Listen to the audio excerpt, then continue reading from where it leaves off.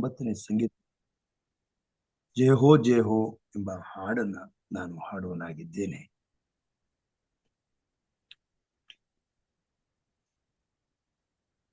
ಜಯ ಹೋ ಜಯ ಹೋ ಜಯ ಹೋ ಜಯ ಹೋ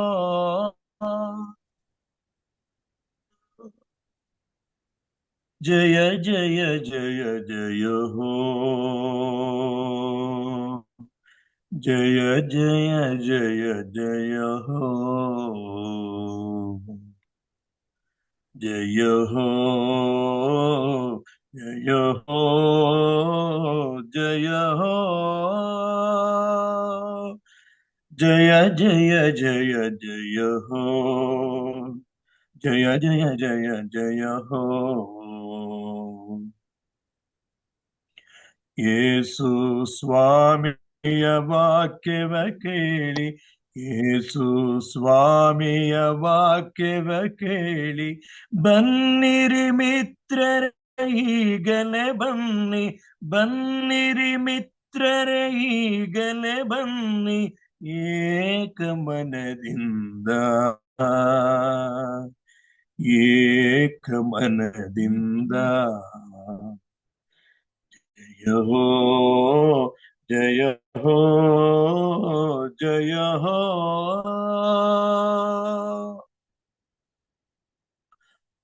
ಆತನು ಶಾಂತಿಯ ಕೊಡುವನು ನಿಮಗೆ, ಆತನು ಶಾಂತಿಯ ಕೊಡುವನು ನಿಮಗೆ, ಈಗಲೇ ನೀವು ನಂಬಿಕೆ ಇಟ್ಟರೆ, ಈಗಲೇ ನೀವು ನಂಬಿಕೆ ಇಟ್ಟರೆ, ಪೂರ್ಣ ಮನದಿಂದ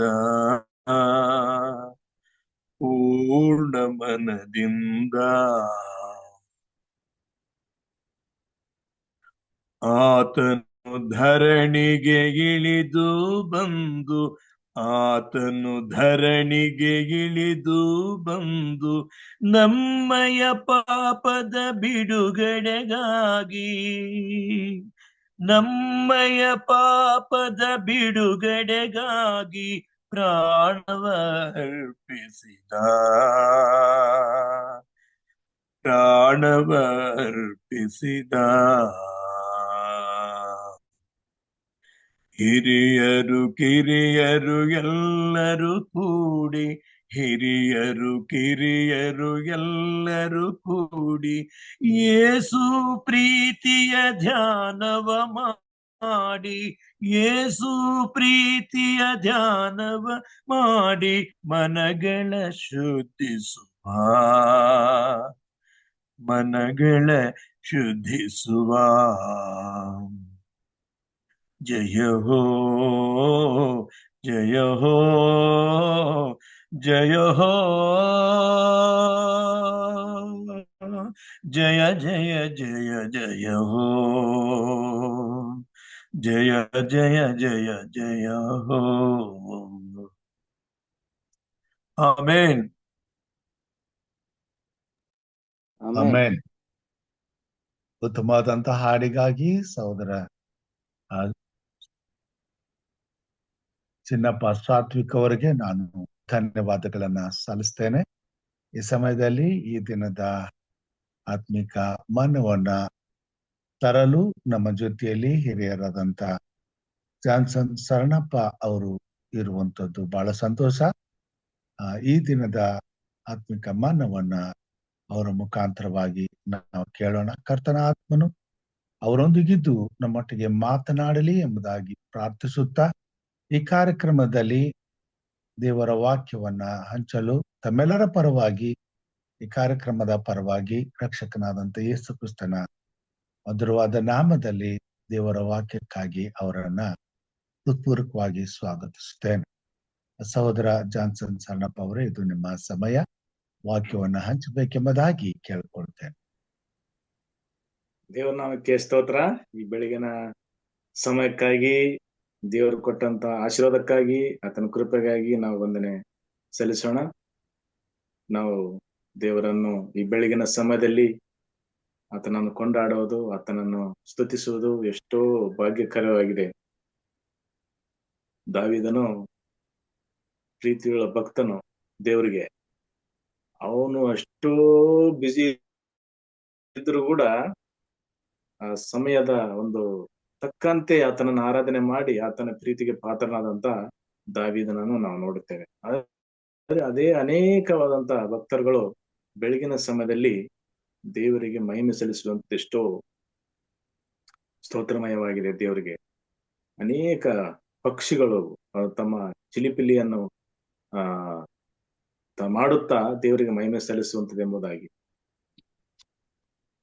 ಕೋಳಿ ಕೂಗುವಂತ ಸಂದರ್ಭ, ಅವೆಲ್ಲವೂ ದೇವರು ಮಾಡಿದಂತ ವಿಶೇಷವಾದಂತ ಬೆಳಗಿನ ಸಮಯಕ್ಕಾಗಿ ಆತನು ನಮ್ಮ ಒಂದು ಜನರಿಗೆ, ಅಂದ್ರೆ ತನ್ನ ಪ್ರೀತಿಯ ಜನರಿಗೆ ಮಾಡಿದಂತ ವಿಶೇಷವಾದಂತ ಒಂದು ಕೊಡುಗೆ. ಇದೆಲ್ಲ ನಾವು ಕಲ್ಕೊಳ್ಳಿಕ್ಕೆ ದೇವರು ಮಾಡಿದ್ದಾನೆ. ಅದನ್ನ ನೋಡಿ ನಾವೇನಂದ್ರೆ, ನಾವು ಕೂಡ ತನ್ನ ಭಕ್ತರನ್ನಾಗಿ ದೇವರು ಮಾಡಿದಾಗ ಖಂಡಿತ ನಾವು ತಕ್ಕ ಒಂದು ಬೆಳಗಿನ ಸಮಯದಲ್ಲಿ ಆತನಿಗೆ ಮಹಿಮೆ ಸಲ್ಲಿಸಿ ಸ್ತೋತ್ರ ಮಾಡಿ ನಮ್ಮ ಕೆಲಸ ಕಾರ್ಯಗಳನ್ನು ಪ್ರಾರಂಭ ಮಾಡಲಿಕ್ಕೆ ಒಂದು ಯೋಜನೆ ನಮ್ಮ ಈ ಬೋಧಕರು ನಮಗಾಗಿ ಎಲ್ಲ ಯೋಜನೆಗಳನ್ನು ಮಾಡ್ತಾ ಇದ್ದಾರೆ. ಅದಕ್ಕಾಗಿ ವಂದನೆ ಸಲ್ಲಿಸ್ತೇನೆ. ಈ ಸಮಯ ಕೊಟ್ಟಂತ ದೇವರಿಗೆ ನಾನು ವಂದನೆ ಸಲ್ಲಿಸ್ತೇನೆ. ಮತ್ತು ನಮ್ಮ ಆರ್ಗನೈಸ್ ಮಾಡಿದಂತ ಪಾಸ್ಟರ್ ರಾಜು ಅವರಿಗೆ ಕೂಡ ವಂದನೆ ಸಲ್ಲಿಸ್ತೇನೆ. ಈಗ ಎಲ್ಲ ಕಡೆಯ ಒಂದು ಕೊನೆಯ ಸಮಯದಲ್ಲಿ ನಾನು ಮಾರ್ಕನ ಬಗ್ಗೆ ಹೇಳಿದ್ದೆ. ಆತನ ಸೇವೆ ಮತ್ತು ಆತನು ಸುವಾರ್ತೆಯನ್ನು ಯಾವ ರೀತಿಯಲ್ಲಿ ಸಾರ್ಲಿಕ್ಕೆ ಆತನು ಮುಂದಾಗಿದ್ದನು, ಆತನಿಗೆ ಯಾವ ರೀತಿಯಲ್ಲಿ ತೊಂದರೆ ಬಂದವು, ಮತ್ತೆ ಆತನು ಆ ತೊಂದರೆಗಳನ್ನು ಸರಿಪಡಿಸಿಕೊಂಡು ಮತ್ತೆ ಸೇವೆಯನ್ನು ಮಾಡಿ ಈ ಮಾರ್ಕನ ಒಂದು ಸುವಾರ್ತೆಯನ್ನು ಬರೆದಿದ್ದಾನೆ. ಆತನು ದೇವರ ಶಿಷ್ಯನಾಗಿ 12 ಜನ ಶಿಷ್ಯರಲ್ಲಿ ಈತನು ಒಬ್ಬನಾಗಿದ್ದಾನೆ, ಮಾರ್ಕನು. ಈ ಮಾರ್ಕನಲ್ಲಿ ಒಂದು ವಿಶೇಷ ಏನಂದ್ರೆ, ದೇವರಿಗೆ ತನ್ನ ಕೆಲವು ಈ ಒಂದು ಸುವಾರ್ತೆಯಲ್ಲಿ ಯೇಸು ಸ್ವಾಮಿಯವರಿಗೆ ಹೆಚ್ಚಿನ ಪ್ರಾಧಾನ್ಯತೆಯನ್ನು ಕೊಡುವಂತದ್ದನ್ನು ಇಲ್ಲಿ ನೋಡುತ್ತೇವೆ. ಮಾರ್ಕನ ಸುವಾರ್ತೆ 1ನೇ ಸಂಧಿ 16ರಿಂದ ಕೆಲವು ವಚನಗಳನ್ನು ಓದಿಕೊಳ್ಳೋಣ.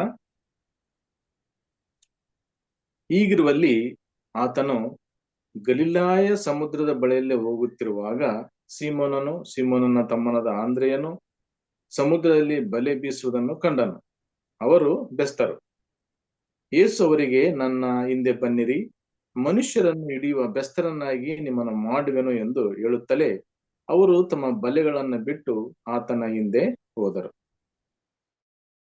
ಇನ್ನು ಸ್ವಲ್ಪ ಮುಂದೆ ಹೋಗಿ ಜೆಬೆದಾಯನ ಮಗನಾದ ಯಾಕೋಬನನ್ನು ಅವನ ತಮ್ಮನಾದ ಯೋಹಾನನನ್ನು ಕಂಡನು. ಇವರು ದೋಣಿಯಲ್ಲಿ ತಮ್ಮ ಬಲೆಗಳನ್ನು ಸರಿ ಮಾಡುತ್ತಿದ್ದರು. ಕೂಡಲೇ ಅವರನ್ನು ಕರೆದನು. ಅವರು ತಮ್ಮ ತಂದೆಯಾದ ಜೆಬೆದಾಯನನ್ನು ಕೂಲಿ ಆಳುಗಳ ಸಂಗಡ ದೋಣಿಯಲ್ಲಿ ಬಿಟ್ಟು ಆತನ ಹಿಂದೆ ಹೋದರು. ಸೇವೆಗೆ ಪ್ರಾಧಾನ್ಯತೆಯನ್ನು ಕೊಡ್ಲಿಕ್ಕೆ ಒಂದು ವಿಶೇಷವಾದಂತ ಪತ್ರ ಅಥವಾ ಆತನ ಸುವಾರ್ತೆಯಲ್ಲಿ ಬರೆದಿದ್ದಾನೆ ಮಾರ್ಕನು. ಈತನು ತನ್ನ ಶಿಷ್ಯನ ಒಂದು ಸೇವೆಯಲ್ಲಿ ಯೇಸು ಸ್ವಾಮಿಯವರ ಸುವಾರ್ತೆ ಸೇವೆಗೆ ಪ್ರಾರಂಭ ಮಾಡಿದಂತ ಸಮಯ. ಮುಖ್ಯವಾಗಿ ದೇವರ ಯೋಜನೆ ಏನಾಗಿತ್ತಂದ್ರೆ, ಈ ಲೋಕದ ಕಟ್ಟೆ ಕಡೆಗೆ ಸುವಾರ್ತೆ ಸಾರಬೇಕಾದ್ರೆ ಶಿಷ್ಯರುಗಳನ್ನು ಮಾಡಿಕೊಳ್ಳುವಂತ ಒಂದು ಯೋಜನೆ. ಇದನ್ನು ಮಾಡುವಂತ ಸಂದರ್ಭದಲ್ಲಿ ಆತನೇನು ಮಾಡಿದ್ದಾನೆ, ದೇವರು ಯೇಸು ಸ್ವಾಮಿಯವರು, ನಾವು ಲೂಕನ ಬರೆದ ಸುವಾರ್ತೆಯಲ್ಲಿ ನೋಡುತ್ತೇವೆ, ರಾತ್ರಿಯೆಲ್ಲಾ ಪ್ರಾರ್ಥನೆ ಮಾಡಿ ಬೆಳಿಗ್ಗೆ ಆದ ಮೇಲೆ ಆತನು ಶಿಷ್ಯರನ್ನು ಕರೆದು ಅವರಿಗೆ ಅಪೊಸ್ತಲರನ್ನಾಗಿ ಮಾಡಿದ್ದೇನೆ ಎಂಬುದು ಲೂಕನ ಬರೆದ ಸುವಾರ್ತೆಯಲ್ಲಿ ನಾವು ನೋಡುತ್ತೇವೆ. ನಮ್ಗೆಲ್ಲರಿಗೂ ಗೊತ್ತಿದ್ದ ವಿಷಯ ಅದು. ರಾತ್ರಿ ಎಲ್ಲ ಪ್ರಾರ್ಥನೆ ಮಾಡುತ್ತಾನೆ ಈ ಒಂದು ಯೋಜನೆ ಸಲುವಾಗಿ. ಸುವಾರ್ತೆಯ ಶಿಷ್ಯರನ್ನು ಆರಿಸಿಕೊಳ್ಳುವಂತ ಸಂದರ್ಭಕ್ಕಾಗಿ ಆತನೇನ್ ಮಾಡ್ತಾನೆ ಅಂದ್ರೆ, ರಾತ್ರಿ ಎಲ್ಲ ಪ್ರಾರ್ಥನೆ ಮಾಡಿ ಬೆಳಗಾದ ಮೇಲೆ ಆತನೇನ್ ಮಾಡ್ತಾನೆ, ನನ್ನ ಶಿಷ್ಯರನ್ನು ಕರೀತಾನೆ. ಆ ವಾಕ್ಯವನ್ನು ನೋಡೋಣ. ಇದು ಬಹಳ ನನಗೆ ಇಷ್ಟವಾದಂತ ವಾಕ್ಯ. ಅದು ರಾತ್ರಿ ಎಲ್ಲ ಪ್ರಾರ್ಥನೆ ಮಾಡ್ತಾನೆ ಆತನು. ರಾತ್ರಿ ಎಲ್ಲ ಪ್ರಾರ್ಥನೆ ಮಾಡಿ ಶಿಷ್ಯರನ್ನು ಕರೀತಾನೆ. ಸೊ ಅವಾಗ ಲೂಕನ ಬರೆದ ಸುವಾರ್ತೆ 6ನೇ ಸಂಧಿ 12ನೇ ವಚನ. ಲೂಕನ ಬರೆದ ಸುವಾರ್ತೆ 6ನೇ ಸಂಧಿ 12ನೇ ವಚನ. ಆ ದಿವಸಗಳಲ್ಲಿ ಆತನು ಪ್ರಾರ್ಥನೆ ಮಾಡೋದಕ್ಕಾಗಿ ಬೆಟ್ಟಕ್ಕೆ ಹೋಗಿ ರಾತ್ರಿಯನ್ನೆಲ್ಲಾ ಪ್ರಾರ್ಥನೆಯಲ್ಲಿ ಕಳೆದನು. ಬೆಳಗಾದ ಮೇಲೆ ಆತನು ತನ್ನ ಶಿಷ್ಯರನ್ನು ಹತ್ತಿರಕ್ಕೆ ಕರೆದು ಅವರಲ್ಲಿ 12 ಮಂದಿಯನ್ನು ಆರಿಸಿಕೊಂಡು ಅವರಿಗೆ ಅಪೊಸ್ತಲರಂತೆ ಹೆಸರಿಟ್ಟನು. ಆದ್ರೆ ಮಾರ್ಕನ್ ಇಲ್ಲಿ ಡೀಟೇಲ್ಸ್ ಆಗಿ ಬರೀತಾನೆ. ಆತನು ಯೇಸು ಸ್ವಾಮಿ ಅವರು ಕೆಪೆರ್ನೌಮದಲ್ಲಿ ಸೇವೆಯನ್ನು ಪ್ರಾರಂಭ ಮಾಡ್ತಾರೆ. ಅವಾಗೆ ಯೇಸು ಸ್ವಾಮಿ ಅವರು ಎಂಟರ್ ಆಗಿರುತ್ತಾರೆ ಸುವಾರ್ತೆ ಸೇವೆ ಮಾಡ್ಲಿಕ್ಕೆ. ಸುವಾರ್ತೆ ಸೇವೆಗೆ ಎಂಟರ್ ಆದಾಗ ಆತನಿಗೆ ಶಿಷ್ಯರುಗಳು ಒಂದು ಬೇಕಾಗಿತ್ತು. ಆ ಶಿಷ್ಯರುಗಳನ್ನು ದೇವರಿಗೆ ಒಂದು ವಿಜ್ಞಾಪನೆಯನ್ನು ಮಾಡುತ್ತಾನೆ. ರಾತ್ರಿ ಎಲ್ಲ ಆತನ ಯೋಜನೆ ಎಲ್ಲ ಪ್ರಾರ್ಥನೆಯಲ್ಲಿ ದೇವರ ಮುಂದೆ ಇಟ್ಟಾಗ ದೇವರು ಈ ಒಂದು ಬೆಸ್ತರನ್ನು ಸಿದ್ಧ ಮಾಡಿರ್ತಾನೆ. ಸೊ ಆವಾಗ ನಾವು ಇಮಿಡಿಯೇಟ್ ಆಗಿ ನಾವು ನೋಡ್ಬೋದು, ಅವ್ರು ನೋಡಿದ ತಕ್ಷಣ, ಕರೆದ ತಕ್ಷಣ ಅವ್ರೇನ್ ಮಾಡಿದ್ದಾರೆ, ಬಲೆಗಳನ್ನು ಬೀಸಾಕಿ ಅವರ ಹಿಂದೆ ಬಂದರು ಎಂದು ಬರೆಯಲ್ಪಟ್ಟಿದೆ. ಮಾರ್ಕನು ಬರೆದಿದ್ದಾನೆ. ಅಂದ್ರೆ ಅಷ್ಟು ಒಂದು ಪಕ್ವ ಮಾಡಿದ್ದಾನೆ ಯೇಸು ಸ್ವಾಮಿ ಅವರು. ದೇವರು ಯೇಸು ಸ್ವಾಮಿಯ ವಿಜ್ಞಾಪನೆಯನ್ನು ರೆಡಿ ಮಾಡಿದ್ದಾರೆ ಅವರು. ಸೊ ಅದಕ್ಕಾಗಿ ಅವರು ಏನ್ ಮಾಡಿದ್ದಾರೆ, ಕರೆದ ತಕ್ಷಣ ಅವ್ರೇನ್ ಮಾಡಿದ್ದಾರೆ, ತಮ್ಮ ಒಂದು ಸೇವೆಗೆ, ಯೇಸು ಸ್ವಾಮಿಯವರ ಸೇವೆಗೆ ಬಂದಿದ್ದಾನೆ. ಸೊ ಹಂಗ ಅವರು ಹೇಳ್ತಾರೆ, ಯೇಸು ಅವರಿಗೆ ನನ್ನ ಹಿಂದೆ ಬನ್ನಿರಿ. ಸಿಂಪಲ್ ವರ್ಡ್ ಏನಂತಾರೆ, ಅವರು ಮನುಷ್ಯರನ್ನು ಹಿಡಿಯುವ ಬೆಸ್ತರನ್ನಾಗಿ ನಿಮ್ಮನ್ನು ಮಾಡುವೆನು. ಅವ್ರು ಮೀನು ಹಿಡಿಯುವಂತವರು, ಅವರು ಹಿಡಿಯುವಂತ ಒಂದು ಜೀವನ ಬೆಸ್ತರಾಗಿರ್ತಾರೆ. ಆದ್ರೆ ಯೇಸು ಸ್ವಾಮಿಯ ಉದ್ದೇಶ ಏನಂದ್ರೆ ಮನುಷ್ಯರನ್ನು ಹಿಡಿಯುವಂತ ಒಂದು ಉದ್ಯೋಗ ಅವ್ರಿಗೆ ಕೊಡ್ಬೇಕು. ಅದು ಮುಖ್ಯವಾಗಿ ದೇವರ ಸೇವೆಗೆ ಬೇಕಾದಂತ ವಿಶೇಷವಾದಂತ ಒಂದು ಕೊಡುಗೆ. ಅದು ಯಾರು ಅದನ್ನ ತೆಗಿಲಿಕ್ಕೆ ಆಗೋಲ್ಲ. ಫಾರ್ ಎಕ್ಸಾಂಪಲ್, ನಮ್ಗೆ ಪಾಸ್ಟರ್ ಆಡೇನಾದ್ಮೇಲೆ ಅವರು ಸಾಯುವವರೆಗೂ ಆ ಆರ್ಡೇನನ್ನ ಯಾವ ಸರ್ಟಿಫಿಕೇಟ್ಲಿಂದ ತೆಗೆದಿಟ್ಲಕ್ ಸಾಧ್ಯವಿಲ್ಲ. ಅದನ್ನ ಅಂದ್ರೆ ಅವರು ಸಾಯುವವರೆಗೂ ಅವರು ಆರ್ಡೇನಾಗಿ ಅವರು ಆಶೀರ್ವಾದ ಮಾಡಬಹುದು. ಅವರಿಗೆ ಒಂದು ಆರ್ಡಿನೇಷನ್, ಅಭಿಷೇಕವು ಕೊನೆಯವರೆಗೂ ಇರ್ತದೆ. ಸೊ ಹಂಗಾಗಿ ಈ ಒಂದು ಅಭಿಷೇಕದ ಒಂದು ವಿಶೇಷವಾದಂತ ಸಂದರ್ಭ ಯೇಸು ಸ್ವಾಮಿ ಅವರು ಶಿಷ್ಯರುಗಳು ಕೊಡ್ತಾನೆ. ಈ ಕೆಪೆರ್ನೌಮಿನಲ್ಲಿ ಸೇವೆ ಮಾಡುವಂತ ಒಂದು ಸೇವೆಯನ್ನು ಪ್ರಾರಂಭ ಮಾಡುತ್ತಾನೆ. ಅವರು ಗಲಿಲಾಯ ಸಮುದ್ರದಲ್ಲಿ ಹೋಗಿದ್ದಾರೆ.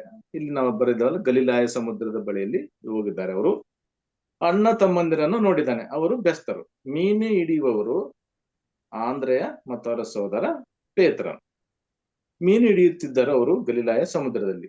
ಸೊ ಮೀನು ಹಿಡಿಯುವಂತ ಕೆಲಸವನ್ನು ಮಾಡ್ತಿದ್ರು. ಅಲ್ಲಿ ಬಲೆಗಳನ್ನು ಬೀಸಿ ಅಲ್ಲಿ ಆ ಮೀನು ಹಿಡಿಯುವುದನ್ನ ಯೇಸು ಸ್ವಾಮಿ ಅವರು ಕಂಡಿದ್ದನು ಎಂಬುದಾಗಿ. ಸೊ ನೀವು ನನ್ನನ್ನು ಹಿಂಬಾಲಿಸಿರಿ, ನಿಮ್ಮನ್ನು ಮನುಷ್ಯರನ್ನು ಹಿಡಿಯುವ ಬೆಸ್ತರನ್ನಾಗಿ ಮಾಡುತ್ತೇನೆ ಎಂಬುದಾಗಿ ಅಂದನು. ತಕ್ಷಣ ಅವರು ಬಲೆಗಳನ್ನು ಬಿಟ್ಟು ದೇವರನ್ನು ಅಥವಾ ಯೇಸುವನ್ನು ಹಿಂಬಾಲಿಸಿದರು. ಫಸ್ಟ್ ಸ್ಟೆಪ್ ಮುಗಿತು. ಮುಂದೆ ಸ್ವಲ್ಪ ದೂರ ಹೋದಾಗ ಯಾಕೋಬ ಯೋಹಾನನ್ನು ಕಾಣಿದ್ದಾರೆ. ಅವರು ನಾವಿಲ್ಲಿ ನೋಡಿದಾಗೆ ತಂದೆ ಜಬುದಾಯನ ಮಕ್ಕಳು. ಅವರಿಗೆ ಸ್ವಂತ ದೋಣಿಗಳು, ಬಲೆಗಳು ಇವೆ. ಯಾಕಂದ್ರೆ ಅಲ್ಲಿ ಕೂಲಿ ಆಳುಗಳ ಸಂಗಡ ದೋಣಿಯನ್ನು ಬಿಟ್ಟು ಆತನ ಹಿಂದೆ ಹೋದರೆ ಎಂಬುದಾಗಿ ಬರೆಯುತ್ತಾರೆ. ತಂದೆ ಜಬುದಾಯನನ್ನು ಬಿಡ್ತಾರೆ, ಅಲ್ಲಿ ಕೂಲಿ ಆಳುಗಳು ಬಿಡುತ್ತಾರೆ. ಯಾಕಂದ್ರೆ ಜಬುದಾಯನ್ಗೆ ಅಂದ್ರೆ ಅವರು ಯಾಕೋಬ ಯೋಹಾನರು ಸ್ವಲ್ಪ ಶ್ರೀಮಂತರಂತ ಕಾಣುತ್ತೆ. ಯಾಕಂದ್ರೆ ಅವರು ಕೂಲಿಗಳನ್ನು ಇಟ್ಕೊಂಡಿರ್ತಾರೆ ಮತ್ತು ಅವರ ದೋಣಿಗಳು ಕೂಡ ಸ್ವಂತ ದೋಣಿಗಳು ಇದೆ ಎಂಬುದಾಗಿ ನಮ್ಗೆ ಗೊತ್ತಾಗ್ತದೆ ಇಲ್ಲಿ. ಯಾಕಂದ್ರೆ ಅವರು ಕೂಲಿ ಆಳುಗಳನ್ನು ಬಿಟ್ಟು ಬಂದರಂತ ನೋಡ್ತೇವೆ. ಬಲೆಗಳು ಇವೆ, ಕೆಲವು ಕೆಲಸಗಾರರನ್ನು ಇಟ್ಟುಕೊಂಡಿದ್ದಾರೆ. ಅವರು ಯೇಸು ಕರೆದಿದ್ದಾನೆ, ನಿಮ್ಮನ್ನು ಮನುಷ್ಯರನ್ನು ಹಿಡಿಯುವ ಬೆಸ್ತರನ್ನಾಗಿ ಮಾಡುತ್ತಾನೆ. ತಕ್ಷಣ ಯಾಕೋಬ ಯೋಹಾನರು ದೋಣಿ ಬಲೆಗಳನ್ನು, ತಂದೆಯನ್ನು, ಕೆಲಸಗಾರರನ್ನ ಬಿಟ್ಟು ಯೇಸುವನ್ನು ಹಿಂಬಾಲಿಸಿದರು. ಇದು ದೇವರು ಕರೆದಂತ ವಿಶೇಷವಾದಂತ ಒಂದು ವಿಜ್ಞಾಪನೆಗೆ ಅವ್ರು ಏನ್ ಮಾಡಿದ್ದಾರೆ, ಅವರು ಹೋಗೊಟ್ಟಿದ್ದಾರೆ. ತಂದೆಯನ್ನು ಬಿಟ್ಟಿದ್ದಾರೆ. ಮುಂದೆ ಏನಾಗ್ತದಂತ ಅವರು ಯೋಚನೆ ಮಾಡಿಲ್ಲ. ಕೂಲಿ ಆಳುಗಳು ಹೆಂಗಿದಾರಂತ ಅವ್ರು ಏನಾಗ್ತಾರೆ ಅನ್ನೋದು ಗೊತ್ತಿಲ್ಲ. ಅವರ ದೋಣಿಗಳು, ಸ್ವಂತ ದೋಣಿಗಳು ಇರುವಂತದನ್ನ ನೋಡುತ್ತೇವೆ ಅಲ್ಲಿ. ಅವೆಲ್ಲವನ್ನು ಬಿಟ್ಟು ಯೇಸು ಸ್ವಾಮಿಯವರನ್ನು ಅವರು ಫಾಲೋ ಮಾಡಿದ್ದಾರೆ. ಅವರು ಒಂದೇ ಊರಿನವರು. ಅವರು ಬೆತ್ಸಾಯದ ಗ್ರಾಮದವರು. ಇವರು ಪೇತ್ರನಿಗೆ ಸ್ವಂತ ದೋಣಿ ಇರುತ್ತದೆ ಎಂಬುದಾಗಿ ನಾವು ಗೊತ್ತಾಗಿರ್ತದೆ. ಗಲಿಲಾಯ ಅಲ್ಲಿ ಒಂದು ಲೇಕ್ ಆಗಿದೆ, ಒಂದು ಸರೋವರ ಆಗಿದೆ. ಅಲ್ಲಿ 21 ಕಿಲೋಮೀಟರ್ ಒಂದು ದಡದಿಂದ ಇನ್ನೊಂದು ದಡಿಗೆ ಒಂದು ಡಿಸ್ಟೆನ್ಸ್ ನಲ್ಲಿ ಅದು ಹರಿಯುತ್ತದೆ ಎಂಬುದಾಗಿ ನೋಡುತ್ತೇವೆ. ಸಿಹಿ ನೀರು ಇದು ಇದು 43 ಮೀಟರ್ ಇರುತ್ತದೆ ಆ ಸಿಹಿ ನೀರಿನ ಒಂದು ಆಳ. ಎಲ್ಲಾ ಮನೆ ಗಲಿಲಾಯದ ಸಾಗರದಿಂದ ಊರುಗಳಿಗೆ ಈ ಶುದ್ಧ ನೀರನ್ನು ಕಳಿಸಿಕೊಡುತ್ತಾರೆ. ಇದು ಈಗಿನವರೆಗೂ ಕೂಡ ಆ ಒಂದು ಪ್ರಾಂತ್ಯದಲ್ಲಿ ಈ ಗಲಿಲಾಯದಿಂದ ಸರೋವರ ಅಂತ, ಸಮುದ್ರ ಅಲ್ಲ ಎಂಬುದಾಗಿ, ಅಂದ್ರೆ ದೂರ ಇರುವುದರಿಂದ ಅದನ್ನು ಸಮುದ್ರ ಎಂಬುದಾಗಿ ಶಿಷ್ಯರು ಯೇಸು ಸ್ವಾಮಿಯವರು ಕೂಡ ಅದನ್ನು ಕರೆದಿದ್ದಾರೆ ಎಂಬುದಾಗಿ ನಾವು ನೋಡುತ್ತೇವೆ. ಸೊ ಹಂಗಾಗಿ ಆಂದ್ರೆ ಮತ್ತು ಪೇತ್ರನು ಸ್ವಲ್ಪ ಬಡವರೆಂಬುದಾಗಿ ಅದು ಸತ್ಯವೇದದಲ್ಲಿ ನೋಡಿ. ಯಾಕಂದ್ರೆ ಅವರು ಸ್ಟಾರ್ಟಿಂಗ್ ಅಲ್ಲಿ ಇಬ್ಬರು ಇರ್ತಾರೆ. ಅವರು ಯೋಹಾನ ಸ್ವಲ್ಪ ಶ್ರೀಮಂತರಂದ, ಆದ್ರೆ ಯೇಸು ಶ್ರೀಮಂತ ಬಡವ ಎಂದು ಯಾವ ಭೇದ ಭಾವ ಅವ್ರಿಗಿಲ್ಲ. ದೇವರ ಸೇವೆ ಮಾಡಲು ಎಲ್ಲರಿಗೂ ದೇವರ ಸೇವೆಯಲ್ಲಿ ಸಮಾನವಾಗಿರುವುದನ್ನು ಅವ್ರೇನ್ ಮಾಡಿದ್ದಾರೆ, ನಮಗೆ ತೋರಿಸಿಕೊಟ್ಟಿದ್ದಾರೆ. ನಮಗೆ ಅಂಡರ್ಸ್ಟ್ಯಾಂಡಿಂಗ್ ಏನಂದ್ರೆ, ಈಗಿನ ಕಾಲದಲ್ಲಿ ನಾವುಗಳು ಕೂಡ ಯಾವ ಡಿಫ್ರೆನ್ಸ್ ಇಲ್ಲ. ಬಡವರು ಶ್ರೀಮಂತರು ಏನೋ ಗೊತ್ತಿಲ್ಲಾರದವರು ಕೂಡ ದೇವರ ಸೇವೆ ಮಾಡುವಂತ ಈ ಸಂದರ್ಭಗಳಲ್ಲಿ ನಾವು ನೋಡುತ್ತೇವೆ. ಯಾಕಂದ್ರೆ ದೇವರ ಪವಿತ್ರಾತ್ಮನ ಶಕ್ತಿ ಯಾವ ರೀತಿಯಲ್ಲಿ ಅವರನ್ನು ದೇವರ ಸೇವೆಗೆ ಕರೆದುಕೊಂಡಿರ್ತಾನೋ ದೇವರ ಇಚ್ಛೆ ಅದು. ಸೊ ಹಂಗಾಗಿ ದೇವರು ಯಾವಲ್ಲಿ ಡಿಫ್ರೆನ್ಸ್ ಇಲ್ಲ, ಬಡವರು ಶ್ರೀಮಂತರು ಎಂಬುದಾಗಿ ಇಲ್ಲ. ಓದಿದವರು, ಎಜುಕೇಟೆಡ್, ಅನ್ಎಜುಕೇಟೆಡ್, ದೇವರ ಸೇವೆಯಲ್ಲಿ ಭೇದ ಭಾವ ಇಲ್ಲವೇ ಇಲ್ಲ. ಸೊ ಹಂಗಾಗಿ ನಾವು ನೋಡುತ್ತೇವೆ ಇವರು ಕೂಡ ಅವರಿಗೆ ವಿದ್ಯಾಭ್ಯಾಸದಲ್ಲಿ ಇಲ್ಲ ಎಂಬುದಾಗಿ ನಾವು ನೋಡುತ್ತೇವೆ. ಯಾಕಂದ್ರೆ ಅವರು ಮೀನು ಹಿಡಿಯುವಂತ ಬೆಸ್ತರಾಗಿದ್ದಾರೆ ಎಂಬುದಾಗಿ. ಸೊ ಹಂಗಾಗಿ ಅವ್ರು ಹೇಳ್ತಾರೆ, ಈ ಬೆಸ್ತರು ಮೀನು ಹಿಡಿಯುವವರು ಇವರನ್ನು ಶಿಷ್ಯರನ್ನಾಗಿ ಮಾಡಿಕೊಂಡಿದ್ದಾರೆ. ಆದ್ರೆ ಇಸ್ಕರಿಯೋತ ಯೂದನು ಓದಿಕೊಂಡಂತ ವ್ಯಕ್ತಿ. ಅದೇ ರೀತಿಯಲ್ಲಿ ಪೌಲನು ಎಜುಕೇಟೆಡ್ ಮ್ಯಾನ್. ಯಾರು ದೇವರ ಸೇವೆಯಲ್ಲಿ ಇಷ್ಟುಳ್ಳವರಾಗಿ ಯೇಸು ಹೇಳಿದ ಮಾತನ್ನು ಕೇಳುತ್ತಾರೋ ಅವರನ್ನು ದೇವರು ಕರೆಯುತ್ತಾನೆ. ಇಚ್ಛೆಯುಳ್ಳವರಾಗಿ ದೇವರ ಸೇವೆಯಲ್ಲಿ ದೇವರ ವಾಕ್ಯವನ್ನು ದೇವರು ತಿಳಿಸುವಂತವಾಗಿದ್ದಾರೋ, ಇಚ್ಛೆಯುಳ್ಳವರಾಗಿದ್ದಾರೋ ಅವರನ್ನು ದೇವರು ಕರೆದುಕೊಳ್ಳುತ್ತಾನೆ. ಸೊ ಹಂಗಾಗಿ ಮಾರ್ಕನು ಕೂಡ ಅದೇ ರೀತಿಯಲ್ಲಿ, ನಾನು ಮೊದಲ ಒಂದ್ಸಲ ಸಂದೇಶವನ್ನು ಕೊಟ್ಟಾಗ, ಮಾರ್ಕನು ಯವನಸ್ಥನಾದಾಗ ಪೌಲ ಮತ್ತು ಬಾರ್ನಬರ ಜೊತೆಯಲ್ಲಿ ಸೇವೆ ಮಾಡ್ಲಿಕ್ಕೆ ಆತನ ಏನ್ ಮಾಡಿದ್ದಾನೆ, ಒಂದು ಸಹಾಯಕನಾಗಿ ಹೆಲ್ಪರ್ ಆಗಿ ಹೋಗಿದ್ದಾನೆ. ಅವನ ಇಚ್ಛೆ, ಒಂದು ಆಸೆ ಏನಂದ್ರೆ ದೇವರ ಸೇವೆಯನ್ನು ನಾನು ಮಾಡ್ಬೇಕೆಂಬುದಾಗಿ. ಸೊ ಹಂಗಾಗಿ ಆ ಒಂದು ಸೇವೆಯಲ್ಲಿ ಅವನಿಗೆ ವಿಶೇಷವಾದಂತ ಒಂದು ಕೊಡುಗೆ, ದೇವರಲ್ಲಿ ಇಚ್ಛೆ ಏನಂದ್ರೆ ಒಂದು ಸೇವೆ ಮಾಡ್ಬೇಕಂದ್ರೆ ಮನಸ್ಸಿದ್ರೆ ಅವರನ್ನು ಕರೀತಾನೆ. ಯೇಸು ಸ್ವಾಮಿಯು ಸೇವೆ ಎಂಬ ಒಂದು 3.5 ವರ್ಷದಲ್ಲಿ ಆತನ ಹಿಂದೆ ಇದ್ದಾರೆ ಮತ್ತು ಅವರು ಊಟ ಮಾಡಿದ್ದಾರೆ. ಅವರ ಕುಟುಂಬ ದೇವರ ಸೇವೆ ಮಾಡುವವರಿಗೆ ದೇವರು ಎಲ್ಲಾ ಅವಶ್ಯಕತೆಗಳನ್ನು ನೀಗಿಸುತ್ತಾರೆ ಎಂಬುದಾಗಿ. ಇವ್ರು ಏನು ಯೋಚನೆ ಮಾಡಿಲ್ಲ. ಯಾರು ಅಂದ್ರೆ ಆಗ್ಲಿ, ಪೇತ್ರನಾಗಲಿ, ಇವರು ನಮಗೇನು ಊಟ ಮಾಡ್ಬೇಕು ಮುಂದೆ, ಅವರಿಂದ ಏನು ಹೋದ್ರೆ ನಮಗೆ ಯಾವ ರೀತಿಯಲ್ಲಿ ಭವಿಷ್ಯ ಇದೆ, ಅವ್ರು ಏನು ಯೋಚನೆ ಮಾಡಿಲ್ಲ. ತಂದೆಯನ್ನು, ಅವ್ರ ಕುಟುಂಬವನ್ನು ಎಲ್ಲವನ್ನು ಬಿಟ್ಟು ಅವರು ಯೇಸು ಸ್ವಾಮಿಯನ್ನು ಫಾಲೋ ಮಾಡಿದ್ದಾರೆ. ಅದಕ್ಕಾಗಿ ನಮಗೆ ಇಲ್ಲಿ ತಿಳಿಸುವುದೇನೆಂದ್ರೆ, ಅವ್ರಿಗೆ ಊಟ, ವಸತಿ, ದಿನದ ಸಲಕರಣೆಗಳು ದೇವರು ಯಾವುದು ಕಡಿಮೆ ಇಲ್ಲದಂತೆ ನೋಡಿಕೊಳ್ಳುತ್ತಾರೆ. ಇದು ಅನುಭವಿಸಿದಂತ ಬೋಧಕರುಗಳಿಗೆ ಇದು ಗೊತ್ತು. ಯಾಕಂದ್ರೆ ನಾವು ರಾಜು ಪಾಸ್ಟರ್ ಬೀದರ್ಲಿದ್ದಾಗ ಅವರು ಅಷ್ಟೂ ಜನರು ಪ್ರೀತಿ ಮಾಡೋವ್ರನ್ನ, ಅವರು ಮನೆಗೆ ದೇವ್ರ ಸೇವೆ ಮುಗಿಸ್ಕೊಂಡು ಮನೆಗೆ ಬಂದ್ರೆ ಕಾಳುಗಳು, ಅಲ್ಲಿ ಕಬ್ಬು ಬೆಳಿತಾರೆ, ಒಳ್ಳೆ ಕಬ್ಬು ಬೆಳಿತಾರೆ. ಅಲ್ಲಿ ಕಬ್ಬು ಎಲ್ಲವನ್ನ ಅವ್ರ ಮನೆಯಲ್ಲಿ ಇರುವಂತ ದವಸ ಧಾನ್ಯಗಳು ಇರುವಂತದನ್ನ ನೋಡ್ತೀವಿ. ಇದುವರೆಗೂ ಯಾರೇ ಸೇವೆ ಮಾಡ್ಲಿ, ದೇವರ ಸೇವಕರಿಗೆ ಯಾವತ್ತೂ ಕಡಿಮೆ ಇಲ್ಲ ಎಂಬುದಾಗಿ ಇವರ ಮುಖಾಂತರ ನಾವು ತಿಳ್ಕೊಳ್ಳುವಂತದ್ದಾಗಿದೆ. ಅದನ್ನು ಅನುಭವಿಸಿದ ಮಾತ್ರ ಗೊತ್ತು. ಅನುಭವಿಸಲಾರದಂತ ಅವ್ರು ಇಲ್ಲಾರದಂತ ಪಕ್ಷದಲ್ಲಿ ಅವರು ದೇವರ ಸೇವೆಗೆ ಅವ್ರ ಇಂಟ್ರೆಸ್ಟ್ ಇಲ್ಲಾರದೆ ಮಾಡಿದವರಂತ ಅರ್ಥ ನಾವು ತಿಳ್ಕೊಬೇಕು. ಯಾರು ಪಾಸ್ಟರ್ಗಳು, ಬೋಧಕರು ಕಡಿಮೆ ಅವರು ಬಡವರಾಗಿ ಇರುವಂತದನ್ನ ನಾವು ಕಾಣುತ್ತೇವೋ, ಅವರು ದೇವರ ಸೇವೆಯಲ್ಲಿ ಕಡಿಮೆ ಇದ್ದಾರೆ ಎಂಬುದಾಗಿ ಅರ್ಥ. ಇಲ್ಲ ಅಂದ್ರೆ ಅವ್ರಿಗೆ ಯಾವ ರೀತಿ ಮನಪೂರ್ವಕವಾಗಿ ದೇವರನ್ನ ಸೇವೆಯನ್ನು ಮಾಡಿದಂತ ಸೇವಕರುಗಳು ಯಾವತ್ತೂ ಅವರಿಗೆ ಕಡಿಮೆ ಆಗುವುದಿಲ್ಲ ಎಂಬುದಾಗಿ ಇದರ ಮುಖಾಂತರ ನಾವು ನೋಡುತ್ತೇವೆ. ಯೋಹಾನನು ಕೆಲವು ವಿವರಗಳನ್ನು ಕೊಟ್ಟಿದ್ದಾನೆ. ಆಂದ್ರೆ ಮತ್ತು ಪೇತ್ರ, ಯಾಕೋಬ, ಯೋಹಾನರು ಜಾನ್ ದ ಬ್ಯಾಪ್ಟಿಸ್ಟ್ ಆತನ ಸಮೀಪದಲ್ಲಿ ಇದ್ದಾರೆ. ಇದೆಲ್ಲ ಜಾನ್ ದ ಬ್ಯಾಪ್ಟಿಸ್ಟ್ ಕೂಡ ಆ ಸಮಯದಲ್ಲಿ ದೇವರ ಸೇವೆ ಮಾಡ್ತಾ ಇದ್ದರು. ಅವರ ವಾಕ್ಯಗಳನ್ನು ಕೂಡ ಇವರು ಕೇಳಿದಂತ ಒಂದು ಸಂದರ್ಭ ನಾವು ಇಲ್ಲಿ ನೋಡಿ. ಜಾನ್ ದ ಬ್ಯಾಪ್ಟಿಸ್ಟ್ ಯೇಸುವಿನ ಬಗ್ಗೆ ಹೇಳುತ್ತಾನೆ. ಇಲ್ಲಿ 1ನೇ ಸಂಧಿ 29ನೇ ವಚನದಲ್ಲಿ ಹೇಳ್ತಾನೆ, ಈಗೋ ಈ ವಚನ ಕೇಳಿದ ತಕ್ಷಣ ಯೇಸು ಮೆಸ್ಸೆಯ ರಕ್ಷಕನೆಂದು ತಿಳಿದು ಯೇಸುವನ್ನು ಹಿಂಬಾಲಿಸಿದ್ದಾರೆ. ಆಂದ್ರೆಯ, ಪೇತ್ರ, ಯಾಕೋಬ, ಯೋಹಾನರು ಬಹಳ ಶ್ರದ್ಧೆಯಿಂದ ಆತನನ್ನು ಹಿಂಬಾಲಿಸಿದ್ದಾರೆ. ಆಗ ಕೆಫೆರ್ನೌಮದಲ್ಲಿ ಬಂದು ಒಂದು ಘಟನೆ ನಡೆದಿದೆ. ಕೆಫೆರ್ನೌಮದಲ್ಲಿ ಯೇಸು ಸ್ವಾಮಿ ಅವರು ಸೇವೆ ಪ್ರಾರಂಭ ಮಾಡಿದ್ದಾರೆ.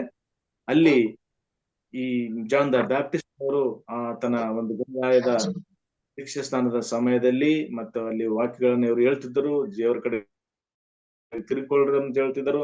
ಇವರೆಲ್ಲವನ್ನ ಅವರು ಕೇಳ್ತಾ ಇದ್ದಾರೆ. ಯಾಕಂದ್ರೆ ಗಲಿಲಾಯ ಸಮುದ್ರದ ಪಕ್ಕದಲ್ಲಿ ಅವರು ಇದ್ರು. ಅವರು ಯೇಸು ಸ್ವಾಮಿಯ ಬಗ್ಗೆ ಅವರು ಹೇಳುವಂತ ಸಂದರ್ಭಗಳು, ದೇವರ ವಾಕ್ಯವನ್ನು ಕೇಳುವ ಸಂದರ್ಭಗಳು, ಇವೆಲ್ಲವನ್ನು ಕೇಳುತ್ತಾ ಸಮುದ್ರದಲ್ಲಿ ಇರೋದ್ರಿಂದ, ಯೇಸು ಸ್ವಾಮಿ ಅವರ ವಾಕ್ಯಗಳನ್ನು ಕೇಳ್ತಾ ಇರುವುದರಿಂದ ಏನಾಗಿದೆ ಅಂದ್ರೆ ತಮ್ಮ ಮನಸ್ಸುಗಳನ್ನ ಅವರು ರೆಡಿ ಮಾಡಿಕೊಂಡಿದ್ದರು ಎಂಬುದಾಗಿ ನಾವು ನೋಡ್ಕೊಳ್ತೀವಿ. ಆಮೇಲೆ ಸ್ವಲ್ಪ ದಿನ ಬಂದ ಮೇಲೆ ಅವರು ಅಲ್ಲಿ ಕೆಫೆರ್ನೌಮದಲ್ಲಿ ಒಂದು ಆಲಯದಲ್ಲಿ, ಒಂದು ಸಿನಗಾಗ್ ಅಂತೀವಲ್ಲ, ಅಲ್ಲಿ ಅವ್ರು ಏನು ಮಾಡಿದ್ದಾರೆ ಅಂದ್ರೆ ದೇವರ ಆಲಯದಲ್ಲಿ ಅವರು ಬಂದಿದ್ದಾರೆ. 21ನೇ ಮಾರ್ಕಂಬರ ಸುವಾರ್ತೆ 1ನೇ ಸಂಧಿ 21ನೇ ವಚನ. ಬಳಿಕ ಅವರು ಕೆಫೆರ್ನೌಮ್ ಎಂಬ ಊರಿಗೆ ಸೇರಿದರು. ಕೂಡಲೇ ಸಬ್ಬತ್ ದಿನದಲ್ಲಿ ಯೇಸು ಸಭಾ ಮಂದಿರಕ್ಕೆ ಹೋಗಿ ಉಪದೇಶ ಮಾಡಿದನು. ಸೊ ಅಲ್ಲಿಂದ ಅವರ ಸೇವೆ ಪ್ರಾರಂಭ ಆಗುತ್ತದೆ. ಅವರೆಲ್ಲರೂ ಸೇರಿ ಯೇಸು ಸ್ವಾಮಿ ಅವರು ಈ ಶಿಷ್ಯರುಗಳು ಸೇರಿ ಸಬ್ಬತ್ ದಿನಕ್ಕೆ ಅವರು ಆಲಯಕ್ಕೆ ಕೆಫೆರ್ನೌಮದಲ್ಲಿ ಒಂದು ಸಿನಗಾಗ್ ಅಂದ್ರೆ ಒಂದು ನಾವು ಸಭಾ ಮಂದಿರಕ್ಕೆ ಅವರು ಹೋಗುತ್ತಾರೆ. ಯೆರೂಸಲೇಮಿನಲ್ಲಿ ದೇವರ ಆಲಯದಲ್ಲಿ ಆರಾಧನೆ ನಡೆಯುತ್ತದೆ.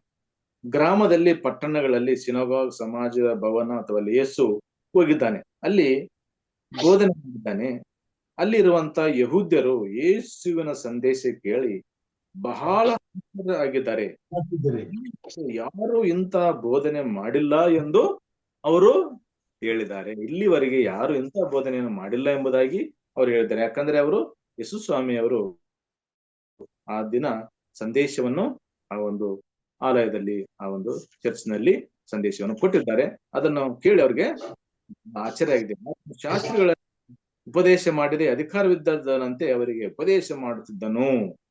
ಸೊ ಇಲ್ಲಿ ನಾವು ನೋಡುವ ಆತನು ಸಂದೇಶವನ್ನು, ದೇವರ ಒಂದು ಕೃಪೆಯಿಂದ, ದೇವರ ಆಶೀರ್ವಾದ ಆತನ ಮೇಲಿರುವುದರಿಂದ ಆತನು ವಿಶೇಷವಾದಂತ ತಿಳುವಳಿಕೆ ಜನರಿಗೆ ಬರಲುವಂತೆ ಆತನು ಮಾಡಿದ್ದಾನೆ ಎಂಬುದಾಗಿ. ಈ ಆರಾಧನೆಯಲ್ಲಿ ದೆವ್ವ ಹಿಡಿದ ಒಬ್ಬ ಮನುಷ್ಯನನ್ನು ಬಂದಿದ್ದಾನೆ. ಅವರು ಯೇಸು ಸ್ವಾಮಿಯವರು ಪ್ರಾರ್ಥನಾ ಮಾಡೋ ಸಮಯ, ಸಂದೇಶವನ್ನು ಕೊಡುವ ಸಮಯ, ಅಲ್ಲಿ ದೆವ್ವ ಹಿಡಿದಂತ 24ನೇ ವಚನ. ಆ ದೆವ್ವ ಮಾಡಿದ ಆಗ ಸಭಾ ಮಂದಿರದಲ್ಲಿ ದೆವ್ವ ಹಿಡಿದ ಮನುಷ್ಯನಿದ್ದನು. ಆ ದೆವ್ವವು, ನಜರೇತಿನ ಯೇಸುವೇ, ನಮ್ಮ ಗೊಡವೆ ನಿನಗೇಕೆ? ನಮ್ಮನ್ನು ನಾಶ ಮಾಡುವುದಕ್ಕೆ ಬಂದಿಯಾ? ನಿನ್ನನ್ನು ಬಲ್ಲೆನು, ನೀನು ದೇವರ ಪ್ರತಿಷ್ಠಿತವನೇ ಎಂದು ಕೂಗಿ ಹೇಳಿತು. ಸೊ ಈಗ ಈ ಸಭಾ ಮಂದಿರದಲ್ಲಿ ಸೇವೆ ಮಾಡುವ ಸಂದರ್ಭದಲ್ಲಿ, ಸಂದೇಶ ಕೊಡುವ ಸಂದರ್ಭದಲ್ಲಿ ಅವನೇನ್ ಮಾಡ್ತಾನೆ, ಆ ದೆವ್ವ ಹಿಡಿದಂತ ಒಬ್ಬ ಮನುಷ್ಯನನ್ನು ಅವನು ನೋಡ್ತಾನೆ. ಆ ಮನುಷ್ಯನು ಬಹಳವಾಗಿ ಶಬ್ದದಿಂದ ಕೂಗುತ್ತಿದ್ದಾನೆ. ಏನಂದ್ರೆ, ಯೇಸು ಪ್ರಭುವೇ, ನನಗ್ ಗೊತ್ತು, ನಜರೇತಿನಿಂದ ಬಂದು ಯೇಸು ಪರಿಶುದ್ಧನು, ದೆವ್ವ ಹಿಡಿದವನು ಯೇಸುವಿನ ಬಗ್ಗೆ ಸಮಾಜ ಮಂದಿರದಲ್ಲಿ ಹೇಳುತ್ತಂತ ಸಂದರ್ಭದಲ್ಲಿ ಎಲ್ಲರೂ ನೋಡ್ತಿದ್ದಾರೆ, ಎಲ್ಲರೂ ಕೇಳ್ತಿದ್ದಾರೆ.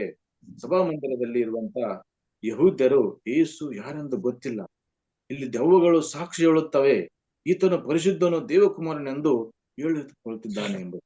ಸೊ ಅಲ್ಲಿಂದ ಅವ್ರಿಗೆ ಸ್ಟಾರ್ಟ್ ಆಗ್ತದೆ ಅವರ ಸೇವೆಯಲ್ಲಿ. ಅವರ ಬಂದಂತ ಕಷ್ಟಗಳು, ಅನೇಕ ಜನರು ದೇವರನ್ನು ಪ್ರಶ್ನೆ ಮಾಡುವಂತ ಸಂದರ್ಭಗಳಲ್ಲಿ ಉದ್ಭವ ಆಗುತ್ತವೆ. ಸೊ ಹಂಗಾಗಿ ನಾವಿಗೆ ತಿಳ್ಕೊಳ್ಳೋದೇನಂತಾರೆ, ಸೇವೆ ಮಾಡುವಂತ ಸಮಯದಲ್ಲಿ ಕೆಲವು ಅಡೆತಡೆಗಳು, ತೊಂದರೆಗಳು ಬರುವುದುಂಟು. ಆದ್ರೆ ಯೇಸು ಸ್ವಾಮಿಯ ಮುಖಾಂತರ ಅದೆಲ್ಲವನ್ನು ನಾವು ನಿಭಾಯಿಸಿಕೊಂಡು ದೇವರ ಸೇವೆ ಮಾಡ್ಲಿಕ್ಕೆ ನಾವು ಸಿದ್ಧರಾಗಬೇಕು ಎಂಬುದಾಗಿ ನಮಗೆ ಇವತ್ತು, ಅಂದ್ರೆ ಈಗಿನ ಕಾಲದಲ್ಲಿ ನಮ್ಗೆ ಗೊತ್ತಿರುವಂತ ವಿಷಯಗಳಾಗಿವೆ. ಸೊ ಹಂಗಾಗಿ 14ನೇ ವಚನದಲ್ಲಿ ನಾವು ನೋಡಿದ್ದೇವೆ, ಆ ದೆವ್ವಗಳಿಗೆ ಗೊತ್ತಿದೆ ಯೇಸು ಯಾರೆಂದು. ಆದರೆ ನೀವು ಯೇಸುವನ್ನು ಬೇರೆಯವರಿಗೆ ಹೇಳುವಾಗ, ಯೇಸು ರಕ್ಷಕನು, ಪರಿಶುದ್ಧನು, ಆತನ ಮುಖಾಂತರ ರಕ್ಷಣೆ ಸಿಗುತ್ತದೆ ಎಂದು ನಾವು ಹೇಳುತ್ತೀವೆಯೋ? ಯೇಸುವನ್ನು ಪರಿಶುದ್ಧನು, ರಕ್ಷಕನು, ಆತನನ್ನು ನಾವು ನಂಬಬೇಕು ಎಂಬುದಾಗಿ ದೇವರ ಸೇವೆಯಲ್ಲಿ ನಾವು ಮಾಡುವಂತ ಸೇವೆಯಲ್ಲಿ ದೇವರ ಜನರಿಗಾಗಿ ನಾವು ಹೇಳುತ್ತೇವೆಯೋ ಆ ಒಂದು ಹೇಳುವಿಕೆಯಲ್ಲಿ ನಮಗೆ ಒಂದು ಬಾಧ್ಯತೆ ಇದೆ.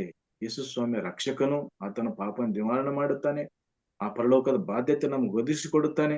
ಆದರಕ್ಕಿಂತ ನೀವು ದೇವರನ್ನು ನಂಬಿರಿ, ದೇವರ ಒಂದು ವಾಕ್ಯದಲ್ಲಿ ನಡೆಯಿರಿ ಅಂತ ಇಷ್ಟೇ ನಾವು ಹೇಳ್ಬೇಕು. ಆವಾಗ ದೇವರು ಅವರನ್ನು ಅಲ್ಲಿ ಮಾಡುವಂತದ್ದು ಜವಾಬ್ದಾರಿ ದೇವರ ಪವಿತ್ರಾತ್ಮ ಶಕ್ತಿ ಅವರನ್ನು ಪ್ರಿಪೇರ್ ಮಾಡ್ತದೆ. ನಮ್ಮ ಒಂದು ಕೆಲಸ ಏನಂದ್ರೆ ದೇವರ ಸುವಾರ್ತೆಯನ್ನು ಅವರಿಗೆ, ರಕ್ಷಕನು ಆತನು ನಮ್ಮ ಪಾಪವನ್ನು ನಿವಾರಣೆ ಮಾಡುತ್ತಾನೆ, ಆತನು ನಮ್ಮ ಪಾಪವನ್ನು ಕ್ಷಮಿಸುತ್ತಾನೆ, ರಕ್ಷಣೆ ಮಾರ್ಗದಲ್ಲಿ ಆತನ ನಮ್ಮ ಆ ಪರಲೋಕ ಬಾಧ್ಯತೆಯನ್ನು ಒದಗಿಸಿಕೊಡುತ್ತಾನೆ ಎಂಬುದಾಗಿ ಹೇಳ್ತು. ಸೊ ಅದಕ್ಕಾಗಿ ದೆವ್ವ ಹಿಡಿದವನು ದೇವ ನಮ್ಮನ್ನು ನಾಶ ಮಾಡ್ಲಿಕ್ಕೆ ಇಷ್ಟು ಬೇಗ ಬಂದಿದಿ ಎಂದು ಶಬ್ದದಿಂದ ಕೂಗುತ್ತಾನೆ. ಯೇಸು ಬಂದು ಒಂದು ಸೈತಾನನ ಆತನು ಏನ್ ಮಾಡ್ತಾನೆ, ಒಂದು ದಿನ ಸೈತಾನನನ್ನು ಯೇಸು ಸ್ವಾಮಿ ಅವರು ನಾಶ ಮಾಡುತ್ತಾರೆ, ಖಂಡಿತ ನಾಶ ಮಾಡುತ್ತಾರೆ ಎಂಬುದಾಗಿ ಗೊತ್ತಿದಂತ ಈ ಒಂದು ಸೈತಾನನ ದೆವ್ವವು, ನಜರೇತಿನ ಯೇಸುವೆ ನಮ್ಮ ಕೊಡುವೆ ನಿನಗೇಕೆ, ನಮ್ಮನ್ನು ನಾಶ ಮಾಡುವುದಕ್ಕೆ ಬಂದಿಯಾ, ನಿನ್ನನ್ನು ಬಲ್ಲೆನೋ ಎಂಬುದಾಗಿ ಆ ಒಂದು ದೆವ್ವವು ಹೇಳುವಂತದನ್ನು ನೋಡುತ್ತೇವೆ. ಅದು ಗೊತ್ತಿತ್ತು, ಇನ್ನು ನಮ್ಗೆ ಸಮಯ ಕೊಡು, ಅಷ್ಟು ಬೇಗ ನೀನು ಈ ಒಂದು ಲೋಕದಲ್ಲಿ ಎಂಟರ್ ಆಗಿದೆಯಾ, ನಮಗೆ ಇನ್ನೂ ಕಾಲಾವಕಾಶ ಬೇಕು ಎಂಬುದಾಗಿ ಅವು ಕೇಳ್ಕೊಳ್ಳುವಂತ ಒಂದು ಸಂದರ್ಭವನ್ನು ಕೂಡ ನಾವು ತಿಳ್ಕೊಳ್ಬಹುದು. ಯಾಕಂದ್ರೆ ಅವು ಕೇಳ್ತವೆ, ಇಷ್ಟು ಬೇಗ ನೀನು ಯಾಕೆ ಬಂದಿಯಾ ಎಂಬುದಾಗಿ. ಸೊ ಯೇಸು ಸ್ವಾಮಿ ಅವರು ಒಂದು ದಿನ ಈ ನಾಶನವನ್ನು, ಸೈತಾನನ ಕಂಪ್ಲೀಟ್ ಆಗಿ ನಾಶ ಮಾಡುತ್ತಾನೆ ಎಂಬುದಾಗಿ. ಅದು ಯಾವಾಗುತ್ತದೆ? ಯೇಸು ಸ್ವಾಮಿ ಇವರನ್ನ ಬರಣ ಆದ್ಮೇಲೆ 1 ವರ್ಷಗಳ ಕಾಲ, 1000 ವರ್ಷಗಳ ಕಾಲ ಪರಲೋಕದಲ್ಲಿ ಇದ್ದ ಮೇಲೆ ಸೈತಾನನು ಕಂಪ್ಲೀಟ್ ಆಗಿ ಲೋಕದಿಂದ ನಾಶ ಮಾಡಿ ಆ ಹೊಸ ಯೆರೂಸಲೇಮ್ ಪಟ್ಟಣದ ಒಂದು ಜೀವನವನ್ನು ನಾವು ಮಾಡ್ಲಿಕ್ಕೆ ಆತನು ಸಿದ್ಧತೆಯನ್ನು ನಮ್ಗೆ ಕೊಟ್ಟಿದ್ದಾನೆ.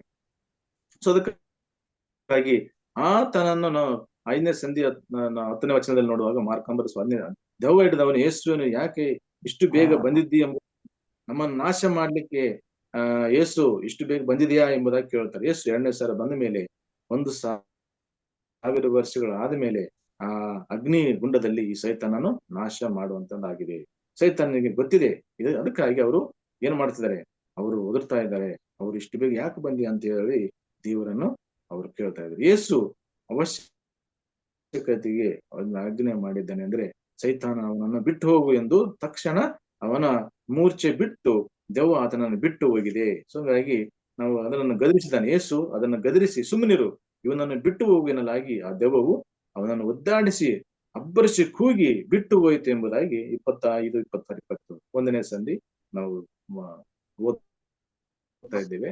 ಒಂದು ವಿವರಣೆಯನ್ನು ನಾವು ತಿಳ್ಕೊಳ್ತಾ ಇದ್ದೇವೆ. ಸೊ ಹಂಗಾಗಿ ಯೇಸು ಸ್ವಾಮಿಯರು ಇದು ಒಂದು ಉಪದೇಶ, ಈತನ ಅಧಿಕಾರದಿಂದ ದೆವ್ವಗಳಿಗೆ ಅಪ್ಪಣೆ ಕೊಡುತ್ತಾನೆ, ಅವು ಆತನ ಮಾತನ್ನು ಕೇಳ್ತವೆ ಎಂದು ತಮ್ಮೊಳಗೆ ವಿಚಾರಣೆ ಮಾಡಿಕೊಂಡರು.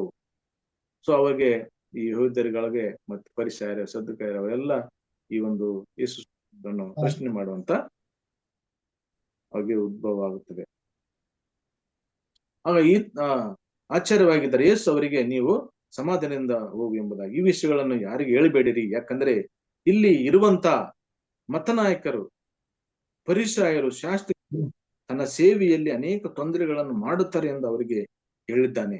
ಆದರೂ ಈತನ ಮೆಸ್ಸಾಯ ಎಂದು ಹೇಳಿದ್ದಾರೆ. ಆದರೂ ಯೇಸು ಯಾರಿಗೆ ಹೇಳಿಬಿಡಿರ, ಆದರೂ ಎಲ್ಲಾ ವಿಷಯಗಳು ಜನರಿಗೆ ಗೊತ್ತಾಗ್ತಾ ಇತ್ತು.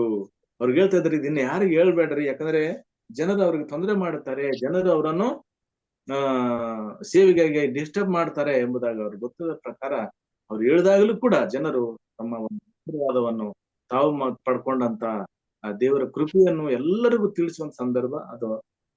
ಎಲ್ಲಾ ಜನರಿಗೆ ದೇವರ ಸುವಾರ್ತೆಯು ತಿಳಿಸಲ್ಪಡುವಂತ ಸಮಯ ಅಲ್ಲಿ ಎಂಬುದು. ಯೇಸು ಅದ್ಭುತಗಳನ್ನು ಸಬ್ಬತ್ ದಿನದಲ್ಲಿ ಮಾಡಿದ್ದಾನೆ, ಏಕೆಂದರೆ ಸಭೆಯಲ್ಲಿ ನೆರೆದಿದ್ದ ಜನರು ದೇವರನ್ನು ಸ್ತುತಿಸಬೇಕೆಂಬುದಾಗಿ ಆ ದಿನ ಮಾಡಿದ್ದಾರೆ. ಅವರು ಎಲ್ಲಾ ಜನರು ಅಲ್ಲಿ ಇರ್ತಾರೆ, ಸಭಾ ಮಂದಿರದಲ್ಲಿ ಸೇರಿರ್ತಾರೆ.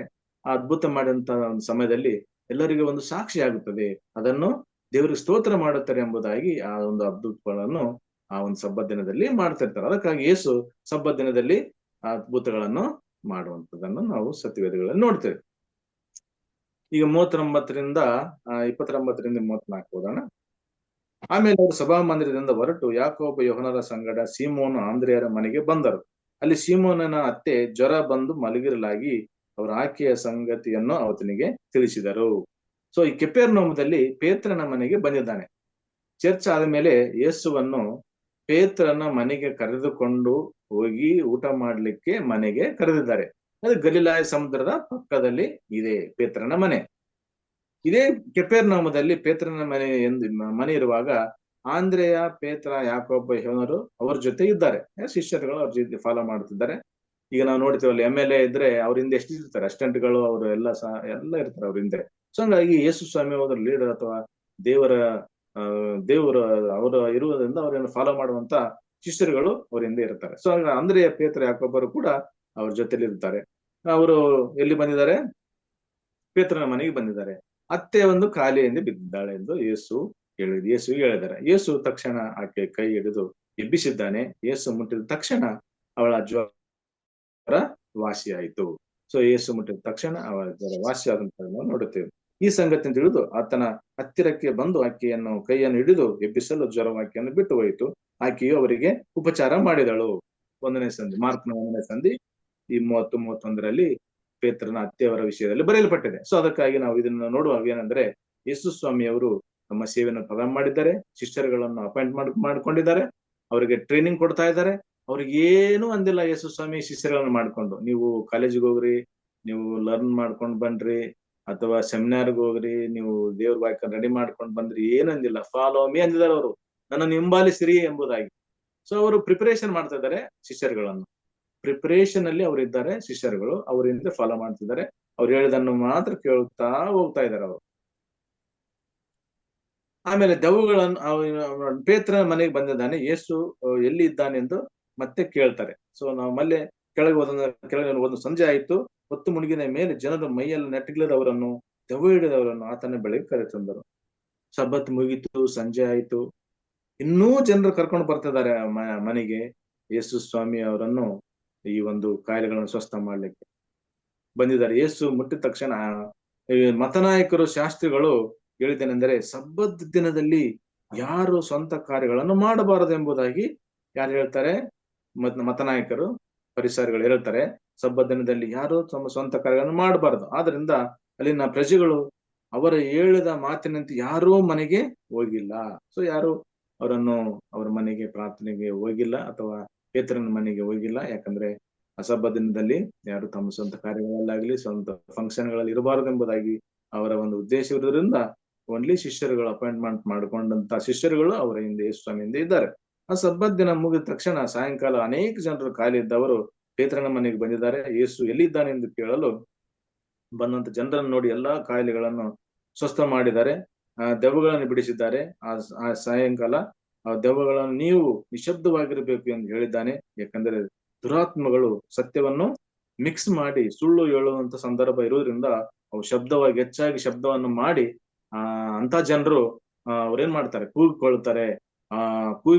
ಅವರು ತಮ್ಮ ಒಂದು ತಪ್ಪಾದ ವಿಷಯಗಳನ್ನು ಹೆಚ್ಚಾಗಿ ಹೇಳ್ಕೊಳ್ಳುವಂತ ಸಂದರ್ಭ ಬರುತ್ತದೆ ಎಂಬುದಾಗಿ ಯೇಸು ಗೊತ್ತಿದ್ದ ಪ್ರಕಾರ ಇರುವುದರಿಂದ ನಿಶಬ್ದವಾಗಿರದೆ ಎಂಬುದನ್ನು ಯೇಸುವಿನ ಬಗ್ಗೆ ವಾಕ್ಯಗಳಿಂದ ದೇವರ ಸುವಾರ್ತೆಯನ್ನು ಬರುತ್ತದೆ ಎಂಬುದಾಗಿ, ಈ ಸತ್ಯ ತಿಳಿಸಬೇಕೆಂಬುದಾಗಿ ಜನರು ಎಂದು ಹೇಳಿದ್ದಾರೆ. ಪೇತ್ರನ ಮನೆಯಲ್ಲಿ ಒಂದು ಅರ್ಧರಾತ್ರಿವರೆಗೂ ಸ್ವಸ್ಥ ಕಾರ್ಯಗಳನ್ನು ಮಾಡಿದ್ದಾನೆ. ಸೊ ಲೇಟ್ ನೈಟ್ ಅಂತೇವಲ್ಲ ನಾವು ದೇವರ ಸೇವೆಯಲ್ಲಿ, ಲೇಟ್ ನೈಟ್ ಆಗಿ ಕೂಡ ಅವರು ಏನ್ ಮಾಡಿದ್ದಾರೆ, ದೇವರ ಸೇವೆಯನ್ನು ಮಾಡಿದ್ದಾರೆ. ಸೊ ಅಲ್ಲಿ ಅವಾಗ ಅನೇಕ ಜನರು ಆತನನ್ನು, ಸಂಜೆ ಆಗಿತ್ತು ನೋಡೋಣ, ಆಗ ಆತನು ತರತರವಾದ ರೋಗಗಳನ್ನು ಮೈಯಲ್ಲಿ ನೆಟ್ಟಿಲ್ಲಬಹುದಾದ ಜನರನ್ನು ವಾಸಿ ಮಾಡಿ ಅನೇಕ ದೇವಗಳನ್ನು ಬಿಡಿಸಿದನು. ಮತ್ತು ತಾನು ಇಂಥನೊಂದು ಅವುಗಳಿಗೆ ತಿಳಿದ್ರಿಂದ ಆತನ ಅವುಗಳನ್ನು ಮಾತಾಡಗೊಡಿಸಲಿಲ್ಲ. ಸೊ ಹಂಗಾಗಿ ಅವು ಏನ್ ಮಾಡ್ತಂದ್ರೆ, ಸುಳ್ಳು ಪ್ರವಾದನೆಗಳು ಏನ್ ಮಾಡ್ತಾರೆ, ಹೆಚ್ಚಾಗಿ ಸೌಂಡ್ ಮಾಡ್ತಾರೆ, ತಮ್ಮನ್ನು ತೋರಿಸ್ಕೊಳ್ತಾರೆ, ತಮ್ಮ ಒಂದಿರುವಂತಹ ಒಂದು ಸುಳ್ಳು ಬೋಧನೆಗಳನ್ನ ಹೆಚ್ಚಾಗಿ ತಿಳಿದುಕೊಳ್ಬೇಕಂದ್ರೆ ಹೆಚ್ಚಾಗಿ ಅವರು ಈಗಿನ ಕಾಲದಲ್ಲಿ ನೋಡ್ತೀವಲ್ಲ, ಅವರು ನಮ್ಮ ಜನರಿಗಿಂತ ಸೆವೆಂತ್ ಅಡ್ವೆಂಟಿಸ್ಟ್ಗಿಂತ ಆ ಜನರುಗಳ ಒಂದು ಸಂದೇಶವೇ ಹೆಚ್ಚಾಗಿರ್ತದೆ. ಯಾಕಂದ್ರೆ ಅವರು ತಮ್ಮ ಒಂದು ಸುಳ್ಳಾದ ಪ್ರವಾದನೆಗಳಲ್ಲಿ, ಸುಳ್ಳಾದ ಒಂದು ತಮ್ಮ ಒಂದು ಯೋಜನೆಗಳಲ್ಲಿ ಒಂದು ಕಾರ್ಯಗಳನ್ನು ಮಾಡುವಂತ ಸಂದರ್ಭದಲ್ಲಿ ಅವರು ಹೆಚ್ಚಾಗಿ ತಮ್ಮ ಒಂದು ಕಾರ್ಯಗಳಲ್ಲಿ ಹೆಚ್ಚಿನ ಒಂದು ಆದ್ಯತೆಯನ್ನು ಅವರಿಗೆ ಜನರಿಗೆ ತೋರಿಸ್ಲಿಕ್ಕೆ ಮಾಡ್ತಾ ಇದ್ದಾರೆ. ಸೊ ಇದ್ರೆ ನೋಡೋ, ಈಗ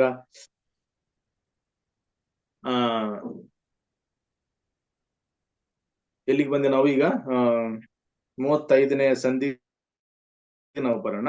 ಮುಂಜಾನೆ ಇನ್ನೂ ಮಬ್ಬಿರುವಾಗ ಆತನ ಎದ್ದು ಹೊರಟು ಅಡವಿಯ ಸ್ಥಳಕ್ಕೆ ಹೋಗಿ ದೇವರನ್ನು ಪ್ರಾರ್ಥಿಸುತ್ತಿದ್ದನು.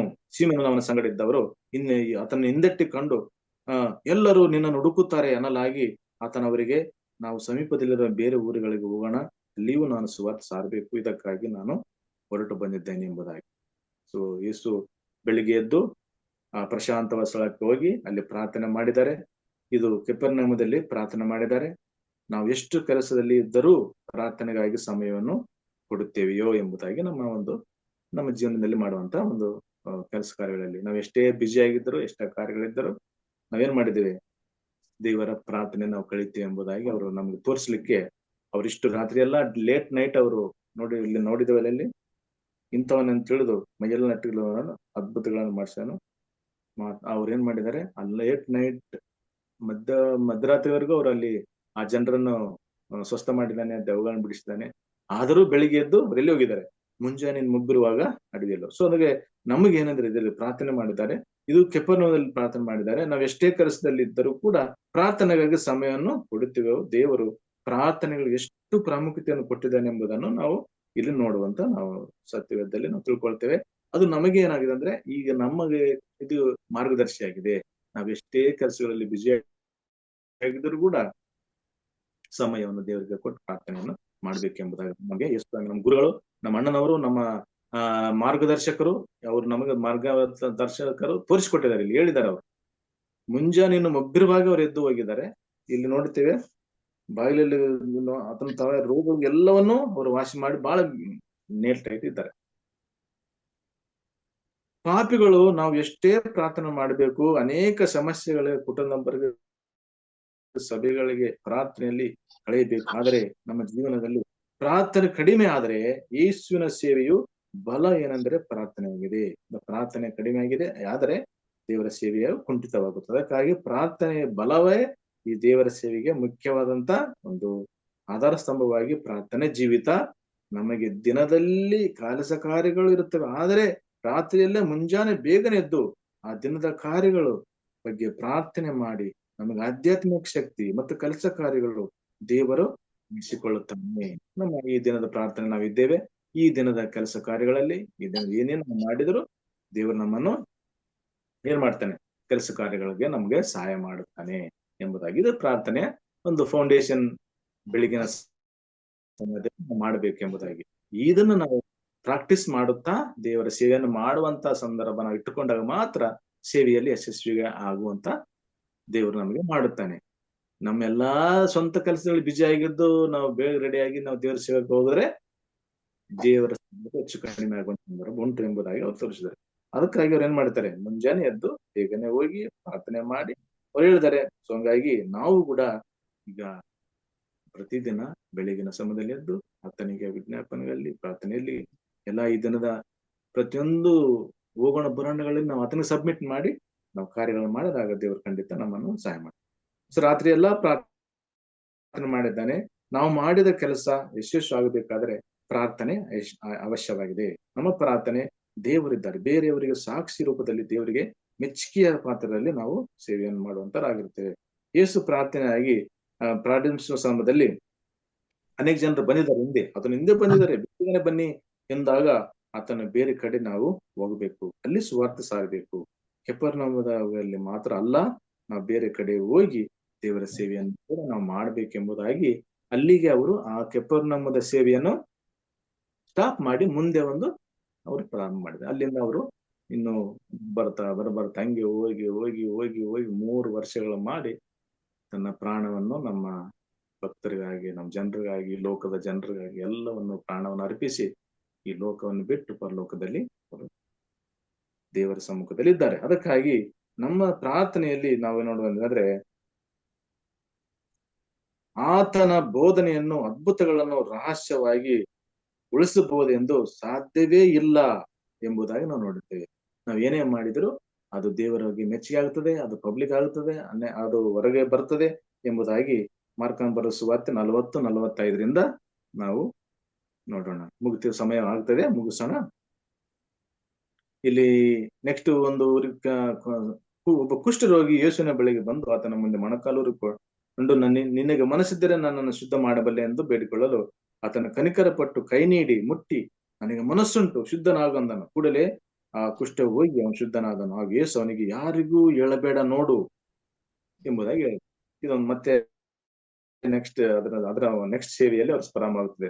ಆವಾಗ ಕೇಳಿದಾಗ ಆ ಕಂಪ್ಯಾಷನ್ ಇಂದ ಆತನನ್ನು ಮುಟ್ಟಿ ನೀನು ಸ್ವಸ್ಥ ಆಗು ಎಂದರು. ತಕ್ಷಣ ಗುಣವಾಯಿತು.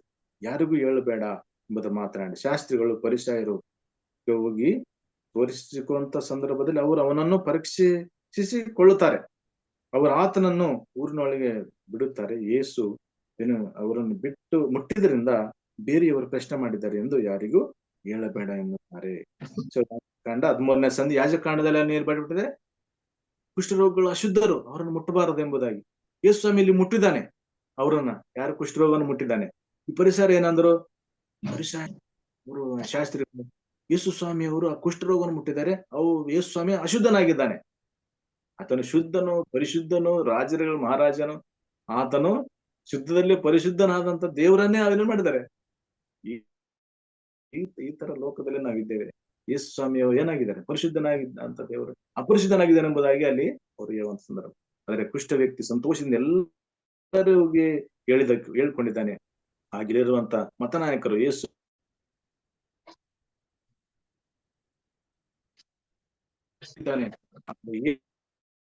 ಯೇಸು ಆ ಪ್ರಾಂತ್ಯವನ್ನು ಬಿಟ್ಟು ಬೇರೆ ಕಡೆ ಹೋಗಿದ್ದಾರೆ. ಜನರು ಕಾಲಿದ್ದವರು ಸ್ವಸ್ಥ ಮಾಡ್ಕೊಳ್ಳೋ ಜನರು ಯೇಸುವಿನ ಹಿಂದೆ ಹೋಗಿದ್ದಾರೆ. ಆಗ ಯೇಸು ಅನೇಕ ಜನರನ್ನು ಸ್ವಸ್ಥ ಮಾಡಿ ದೇವರ ಸೇವೆಯನ್ನ ಮಾಡಿಕೊಳ್ಳುತ್ತಾ ಅನೇಕ ಜನರು ದೇವರ ಅದ್ಭುತಗಳನ್ನು ಮಾಡುತ್ತಾ ಮರೆಯಲಾರದ ದೇವರ ಸ್ತೋತ್ರ ಸಲ್ಲಿಸಿದ ನಾವು ಮರೆಯಲಾರದ ಅದ್ಭುತ ಕಾರ್ಯಕ್ಕಾಗಿ ಆತನಿಗೆ ಆಧ್ಯಾತ್ಮಿಕ ಬಲ ಹೊಂದಿ ಬೇರೆಯವರನ್ನು ದೇವರ ಕಡೆಗೆ ತಿರುಗಿಸಿಕೊಳ್ಳುವಂತ ಸೇವೆಯು ನಮ್ಮದಾಗಿದೆ.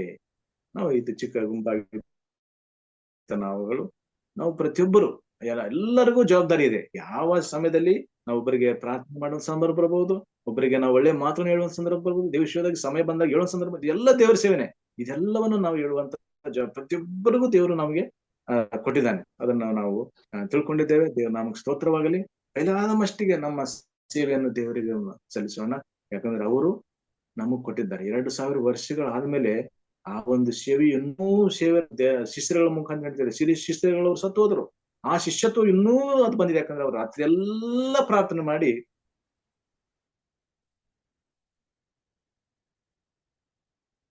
ನಮಗ್ ಕೂಡ ಸೇವೆಯನ್ನು ಕೊಟ್ಟಿರುವಾಗ ಖಂಡಿತ ನಾವು ದೇವರ ಸೇವೆಯಲ್ಲಿ ಭಾಗಿಯಾಗೋಣ. ದೇವರ ಸಮ್ಮುಖದಲ್ಲಿ ಅನೇಕ ಜನರನ್ನು ತರುವಂತ ಸಮಯವು ದೇವರು ಕೊಟ್ಟಿರುವಾಗ ಅದನ್ನ ನಡೆಸಿಕೊಂಡು ಹೋಗೋಣ. ದೇವರ ನಾಮಕ್ಕೆ ಸ್ತೋತ್ರ.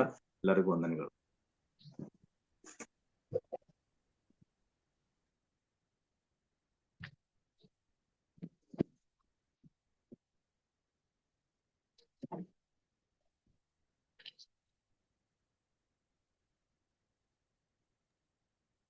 ಬೆಳಗಿನ ಜಾವದಲ್ಲಿ ಉತ್ತಮವಾದಂತ ಸಂದೇಶಕ್ಕಾಗಿ ಆ ಸಹೋದರ ಜಾನ್ಸನ್ ಶರಣಪ್ಪ ಅವರಿಗೆ ವಂದನೆಗಳನ್ನ ಸಲ್ಲಿಸ್ತೇನೆ.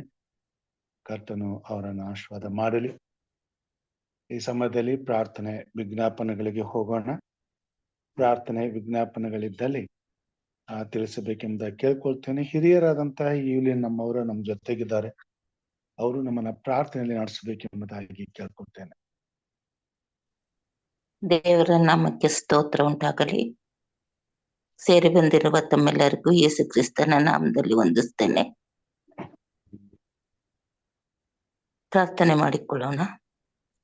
ಪರಿಶುದ್ಧನು ಪರಿಶುದ್ಧನು ಪರಿಶುದ್ಧನು ದೂತಗಣಗಳ ಒಡೆಯನಾದಂತ ನಮ್ಮ ಸ್ವರ್ಗೀಯ ತಂದೆಯ ದೇವರೇ, ನಮ್ಮ ರಕ್ಷಕನೇ, ನಮ್ಮ ವಿಮೋಚಕನೇ, ನಮಗೆ ಬಂಡೆ ಕೋಟೆ ದುರ್ಗವಾಗಿರುವ ಆತನೇ, ನಿನ್ಗೆ ಸ್ತೋತ್ರ ಕರ್ತನೆ. ಅಪ್ಪ, ನೀನು ಕೊಟ್ಟಂತ ವಾಕ್ಯಕ್ಕಾಗಿ ಸ್ತೋತ್ರ ಕರ್ತನೆ. ಯಾವಾಗಲೂ ನಮ್ಮ ಜೀವಿತದಲ್ಲಿ ನಮ್ಮ ಕರ್ತವ್ಯವನ್ನು ನಾವು ನಿರ್ವಹಿಸಿಕೊಂಡು ನೀನು ಕೊಟ್ಟ ವಾಕ್ಯವಾದಂತೆ ನಡೆಯುವಂತೆ ನಮ್ಮನ್ನು ಆಶೀರ್ವದಿಸು ಸ್ವಾಮಿ. ವಾಕ್ಯಕ್ಕಾಗಿ ಸ್ತೋತ್ರ ಸ್ವಾಮಿ. ನಮ್ಮ ಜೀವಿತದಲ್ಲಿ ಕರ್ತನೆ, ನಿನ್ನ ವಾಕ್ಯವನ್ನು ನಾವು ಅನ್ಯರಿಗೂ ತಿಳಿಯದವರಿಗೂ ತಿಳಿಸುತ್ತಾ ನಿನ್ನ ಕಡೆಗೆ ಸ್ವಾಮಿ ಅವರನ್ನು ಕರೆದುಕೊಂಡು ಬರುವ ಯೋಗ್ಯತೆಯನ್ನು ನಮ್ಗೆ ಅನುಗ್ರಹಿಸು. ಜ್ಞಾನೋದಯ ಕೊಡು ಸ್ವಾಮಿ. ಜ್ಞಾಪಕ ಶಕ್ತಿ ಕೊಡು ದೇವರೇ. ಸರ್ವಶಕ್ತನೇ, ನಿನ್ಗೆ ಸ್ತೋತ್ರಪ್ಪ. ನೀನು ಕೇಳಿಕೊಡುವುದೇ ಒಂದೇ ಒಂದು, ನಿನ್ನಂತೆ ನಾವು ನಡೆಯಬೇಕು ಸ್ವಾಮಿ. ನಿನ್ ಚಿತ್ತದಂತೆ ನಾವು ನಡೆದುಕೊಂಡು ಹೋಗುವ ಭಾಗ್ಯವನ್ನು ನಮ್ಗೆ ಅನುಗ್ರಹಿಸು. ಈ ಮುಂಜಾನೆಯಲ್ಲಿ ಕರ್ತನೆ ನಮ್ಮನ್ನು ಆಶೀರ್ವದಿಸಿ ಅಭಿಷೇಕಿಸು ತಂದೆ. ಸರ್ವಶಕ್ತನೇ ನಿನ್ಗೆ ಸ್ತೋತ್ರ. ಈ ಸಭೆಗಾಗಿ ಸ್ತೋತ್ರ ರಾಜ. ಸಭೆಯ ಪಾಲಕರಿಗಾಗಿ ಸ್ತೋತ್ರ ರಾಜ. ಸಭಿಕರಿಗಾಗಿ ಸ್ತೋತ್ರ ಸ್ವಾಮಿ. ಪ್ರತಿ ಒಬ್ಬೊಬ್ಬರನ್ನು ಹೆಸರಾಗಿ ಕುಟುಂಬಗಳನ್ನು, ಕುಟುಂಬದಲ್ಲಿರುವ ಸರ್ವರನ್ನು ಆಶೀರ್ವದಿಸಿ ನಡೆಸಪ್ಪ. ನೀನು ಕೊಟ್ಟ ಭಾಗ್ಯಕ್ಕಾಗಿ ಸ್ತೋತ್ರ ಸ್ವಾಮಿ. ರಾತ್ರಿ ಎಲ್ಲ ಒಳ್ಳೆ ನಿದ್ರೆ ಕೊಟ್ಟು ಈ ಮುಂಜಾನೆಯಲ್ಲಿ ನಿನ್ನನ್ನು ಸ್ತುತಿಸಲು, ಆರಾಧಿಸಲು ಈ ಸಮಯವನ್ನು ಕೊಟ್ಟಂತ ನನ್ನ ದೇವರೇ ನಿನ್ ಸ್ತೋತ್ರಪ್ಪ. ನಿಮ್ಮನ್ನು ಸ್ತುತಿಸ್ತೇವೆ, ಆರಾಧಿಸ್ತೇವೆ, ಗಣಪಡಿಸ್ತೇವೆ ರಾಜ. ನಿನ್ನ ನಾಮ ಮಹಿಮೆ ಪಡಿಸ್ತೇವೆ ರಾಜ. ನೀನು ಉನ್ನತೋನ್ನತನು, ಪರಿಶುದ್ಧನು, ನೀತಿವಂತನು, ಭೂಪರಲೋಕದ ಒಡೆಯನು, ಸೃಷ್ಟಿಕರ್ತನು, ರಾಜಾದಿ ರಾಜನು, ದೇವಾದಿ ದೇವನು ನೀನಾಗಿದ್ದಿ. ನಿನ್ಗೆ ಸ್ತೋತ್ರಪ್ಪ. ಯಾರ್ಯಾರು ಯಾವ್ಯಾವ ಉದ್ದೇಶದಿಂದ ಸ್ವಾಮಿ ಕೂಡಿ ಬಂದಿದ್ದಾರ, ಅವರ ಉದ್ದೇಶಗಳನ್ನು ನಿನ್ನ ಚಿತ್ತದ ಮೂಲಕ ಕರ್ತನೆ ಆಶೀರ್ವದಿಸಿ ಬೇಕಾದೆಲ್ಲ ಸಹಾಯವನ್ನು ನಿನ್ನ ಪರಲೋಕದ ದ್ವಾರವನ್ನು ತೆರೆದು ತುಂಬಿಸು ಸ್ವಾಮಿ. ಅವರ ಆಶೆಗಳನ್ನು, ಅವರ ಬೇಡಿಕೆಗಳನ್ನು ಪೂರೈಸು ತಂದೆ. ಎಲ್ಲವನ್ನು ಮಾಡಿದಾತನು ನೀನೇ ಸ್ವಾಮಿ. ಸರ್ವಶಕ್ತನೇ ನಿನ್ಗೆ ಸ್ತೋತ್ರ, ಸ್ತೋತ್ರ ಸ್ವಾಮಿ. ಅಪ್ಪ ನಿನ್ಗೆ ಸ್ತೋತ್ರ ರಾಜ. ಕರ್ತನೆ ನಮ್ಮೆಲ್ಲರನ್ನು, ನಮ್ಮ ಕುಟುಂಬಗಳನ್ನು, ಕುಟುಂಬಕ್ಕೆ ತಕ್ಕ ಎಲ್ಲರನ್ನು ಆಶೀರ್ವದಿಸಿ ನಡೆಸಿಕೊಡಬೇಕೆಂದು ನಮ್ಮ ಒಡೆಯನು, ತಂದೆಯು, ರಕ್ಷಕನೂ ಆಗಿರುವ ಯೇಸು ಪ್ರಭುವಿನ ಪರಿಶುದ್ಧವಾದ ನಾಮದಲ್ಲಿ ಬೇಡಿ ಹೊಂದಿದೆ ಸ್ವಾಮಿ. ಆಮೇನ್. ಆಮೇನ್. ಪರಲೋಕದ ಪ್ರಾರ್ಥನೆಯನ್ನ ಮಾಡಿಕೊಳ್ಳೋಣ. ಪರಲೋಕದಲ್ಲಿರುವ ನಮ್ಮ ತಂದೆಯೇ, ನಿನ್ನ ನಾಮವು ಪರಿಶುದ್ಧವೆಂದು ಎಣಿಸಲ್ಪಡಲಿ. ನಿನ್ನ ರಾಜ್ಯವು ಬರಲಿ. ನಿನ್ನ ಚಿತ್ತವು ಪರಲೋಕದಲ್ಲಿ ನೆರವೇರುವ ಪ್ರಕಾರ ಭೂಲೋಕದಲ್ಲಿ ನೆರವೇರಲಿ. ನಮ್ಮ ಅನುದಿನದ ಆಹಾರವನ್ನು ಈ ಹೊತ್ತು ನಮಗೆ ದಯಪಾಲಿಸಿಕೊಡು. ನಮಗೆ ತಪ್ಪು ಮಾಡಿದವರನ್ನು ನಾವು ಕ್ಷಮಿಸಿದಂತೆ ನಮ್ಮ ತಪ್ಪುಗಳನ್ನು ಕ್ಷಮಿಸು.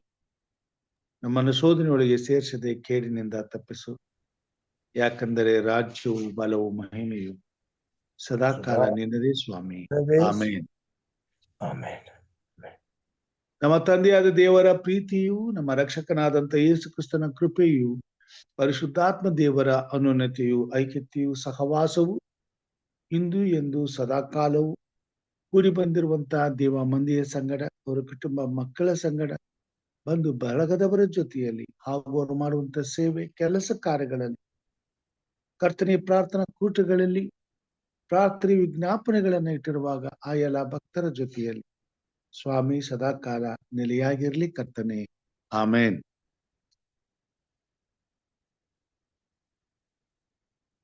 ಉತ್ತಮವಾದಂತಹ ಸಂದೇಶಕ್ಕಾಗಿ ಹಿರಿಯರಾದಂತಹ ಜಾನ್ಸನ್ ಸಣ್ಣಪ್ಪ ಅವರಿಗೆ ವಂದನೆಗಳನ್ನು ಸಲ್ಲಿಸ್ತೇನೆ. ಆರಂಭದ ಪ್ರಾರ್ಥನೆಯನ್ನ ಮಾಡಿದಂತ ಸಹೋದರ ಜಾನ್ ಡೇವಿಡ್ ಅವರಿಗೂ, ವಿಶೇಷ ಗೀತೆಯನ್ನ ಹಾಡಿದಂತ ಹಿರಿಯರಾದಂತ ಚಿನ್ನಪ್ಪ ಸಾತ್ವಿಕ್ ಅವರಿಗೂ ವಂದನೆಗಳನ್ನು ಸಲ್ಲಿಸ್ತೇನೆ. ಮುಕ್ತಾಯದ ಪ್ರಾರ್ಥನೆ ಮಾಡಿದಂತ ಇವಳಿ ನಮ್ಮವರಿಗೂ ಕೂಡ ನಾನು ವಂದನೆಗಳನ್ನ ಸಲ್ಲಿಸ್ತೇನೆ. ಕರ್ತನು ನಮ್ಮೆಲ್ಲರನ್ನ ಆಶೀರ್ವಾದ ಮಾಡಲಿ. ಹೀಗೆ ಆತನ ಕೃಪಾ ಸನ್ನಿಧಾನಕ್ಕೆ, ಆತನ ಕೃಪೆಯಿಂದ ದಿನನಿತ್ಯವೂ ನಮ್ಮನ್ನ ನಡೆಸಲಿ, ನಮ್ಮ ಕುಟುಂಬ ಮಕ್ಕಳನ್ನ ಆಶೀರ್ವದಿಸಲಿ. ದೇವರ ಭಯಭಕ್ತಿಯಲ್ಲಿ ಬೆಳೆಯುವಾಗೆ ಆತನ ಕೃಪೆಯು ನಮ್ಮ ಮೇಲೆ ಸದಾ ಇರಲಿ ಎಂಬುದಾಗಿ ಪ್ರಾರ್ಥಿಸುತ್ತಾ, ಈ ದಿನವನ್ನು ಆಶೀರ್ವಾದದಾಯಕವಾಗಿ ಕಳೆದು ಮತ್ತೆ ಸಾಯಂಕಾಲ ಆತನ ಕೃಪಾ ಸನ್ನಿಧಾನಕ್ಕೆ ಬರುವಂತೆ ನಮ್ಮನ್ನ ನಡೆಸಲಿ ಎಂಬುದಾಗಿ ಬೇಡುತ್ತಾ, ನಮ್ಮೆಲ್ಲರನ್ನ ಯೇಸು ಕ್ರಿಸ್ತನ ಕೃಪಾ ಹಸ್ತಕ್ಕೆ ಒಪ್ಪಿಸಿಕೊಡುತ್ತಾ ಎಲ್ಲರಿಗೂ ಈ ಬೆಳಗಿನ ಶುಭಾಶಯಗಳನ್ನು ಕೋರ್ತೇನೆ. ಕರ್ತನು ನಮ್ಮೆಲ್ಲರನ್ನ ಆಶೀರ್ವಾದ ಮಾಡಲಿ. ಧನ್ಯವಾದ ಬೋಧಕ. ಜಾನ್ಸನ್ ಸಣ್ಣಪ್ಪರಿಗೂ ಧನ್ಯವಾದ. ತುಂಬಾ ಚೆನ್ನಾಗಿ ಪ್ರಾರ್ಥನೆ ಮಾಡಿ ಅಮ್ಮನವರಿಗೆ ಧನ್ಯವಾದ. ಎಲ್ಲರಿಗೂ ಧನ್ಯವಾದ.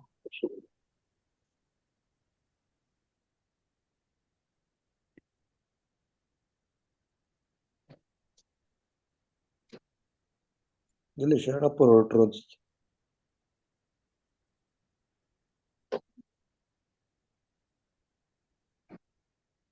ಜಲ್ದಿ ಮುಗಿಸಿ ಹೋದ್ರು ಅಂತ ಕಾಣಿಸುತ್ತೆ.